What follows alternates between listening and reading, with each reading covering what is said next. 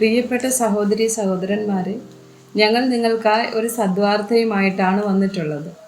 2025 ജനുവരി 1 മുതൽ 365 തലക്കെട്ടുകൾ ഉൾപ്പെടുത്തിക്കൊണ്ടുള്ള വർഷം മുഴുവൻ പ്രാർത്ഥിച്ച് ധ്യാനിക്കാനുള്ള വചനങ്ങൾ ഞങ്ങൾ പങ്കുവയ്ക്കുന്നു. എല്ലാ ദിവസവും ഞങ്ങൾ ഒരു തലക്കെട്ടും അതുമായി ബന്ധപ്പെട്ട വചനങ്ങളും അയച്ചു തരുന്നതായിരിക്കും.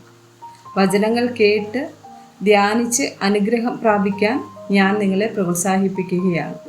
ദയവായി സബ്സ്ക്രൈബ് ചെയ്യുകയും നിങ്ങളുടെ കൂട്ടുകാരുമായി പങ്കുവയ്ക്കുകയും ചെയ്യുക. നന്ദി.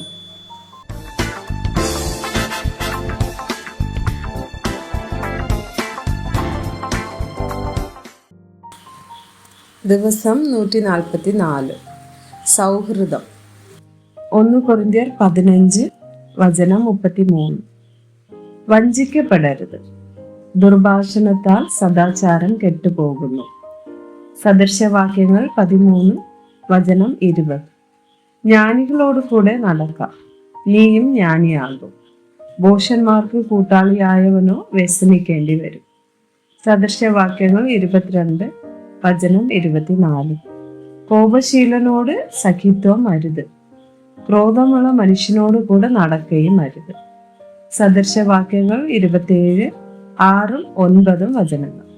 സ്നേഹിതൻ വരുത്തുന്ന മുറിവുകൾ വിശ്വസ്തതയുടെ ഫലം. ശത്രുവിന്റെ ചുംബനങ്ങളോ കണക്കിലധികം. തൈലവും ധൂപവും ഹൃദയത്തെ സന്തോഷിപ്പിക്കും. ഹൃദ്യാലോചനയുള്ള സ്നേഹിതന്റെ മാധുര്യവും അങ്ങനെ തന്നെ. സദൃശവാക്യങ്ങൾ 28 വചനം 23.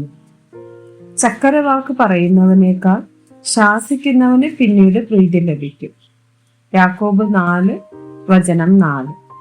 വ്യഭിചാരിണികളായുള്ളവരെ, ലോകസ്നേഹം ദൈവത്തോട് ശത്രുത്വമാകുന്നു എന്ന് നിങ്ങൾ അറിയുന്നില്ലയോ?